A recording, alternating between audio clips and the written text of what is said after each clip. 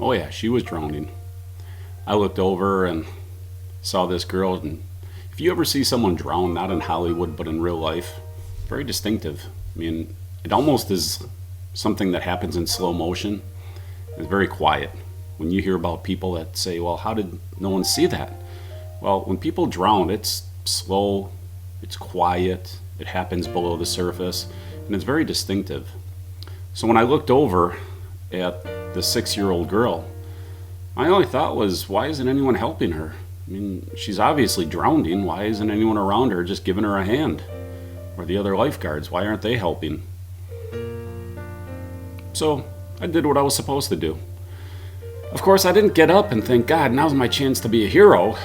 What I thought was, it's a little chilly out here. I gotta take my jacket off now, and crap, now I gotta get wet.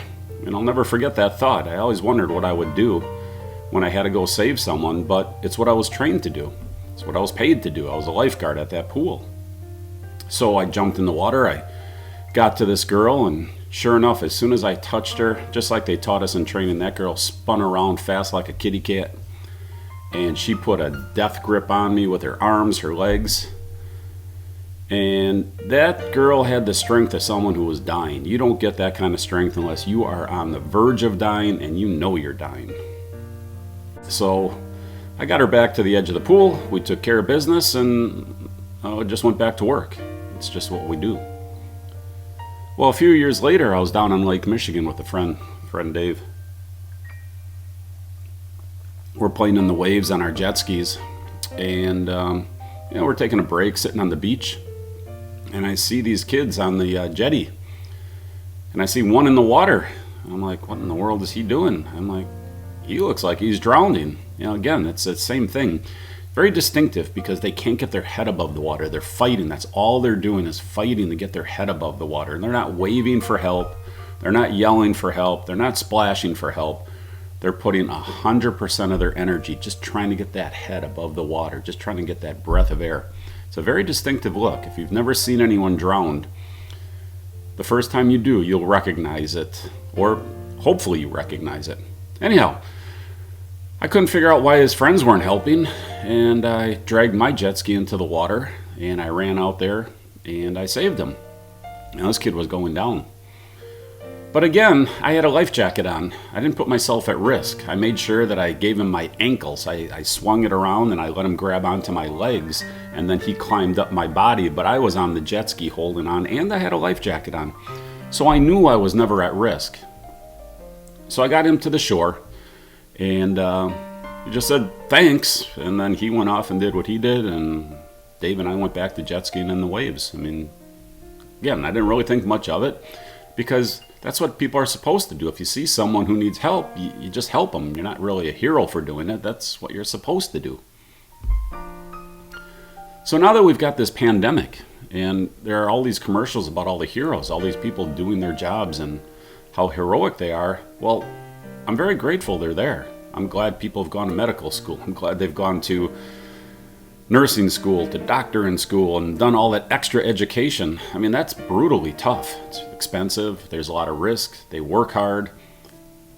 But I don't think if you ask those doctors if they're heroic, that they'll actually view themselves as heroes. They'll view themselves as doing their job. It's what they went to school for. It's what they wanted to do. It's what they trained for, and they're doing a great job of it. But you know who's a hero? You know who didn't really buy into this whole thing but has to save lives without actually wanting to? The people putting their entire life on their line. Their jobs, their careers, their financial well-being, their families. They're putting everything on the line while their businesses are shut down. It's you, the small business owner. You guys are the heroes. You didn't go to school to be shut down. You didn't go to school to be put at risk. You didn't start your business to have everything crumble, and 2 months, 3 months later, you went from being a successful business to having nothing. And when people say, well, you should have more buffer, they don't understand how a small business works. They don't understand the level of fixed cost, the level of infrastructure cost you have. It's not just laying off employees. You can get PPP, but what about your equipment? What about the loans you have? What about the financing you've taken to purchase that equipment, to purchase inventory, to purchase raw materials? People don't understand that. I do. We service small businesses all the time at CloudNet 360. I know how heroic you are, and frankly, no one's saying it. You're staying home to save the lives of other nameless, faceless people that you don't know. And yet you're just expected to do that. You're expected to give up your livelihood. You're expected to risk your entire life savings, your entire life's work, your entire future potentially, for someone else, someone you don't know, someone you don't come in contact with, someone you may never see in your entire life, some nameless, faceless person that you may or may not even be saving, unless you're in a nursing home or hospice care. I mean, that's where most of the deaths are coming from. But you guys are the heroes. You're the ones that have had to take this risk without the training, without the compensation of, well, making a lot of money when you're working. So the people that are going to work, yeah, I'm grateful they're there, but they're getting paid. They're getting paid to do what they trained for. They're getting paid to do what they were educated for. I was paid to jump in that pool and save that 6-year-old girl. I never really thought I was a hero, and to this day I don't. I always remember it. You never forget saving a person's life like that. But I was paid to do it.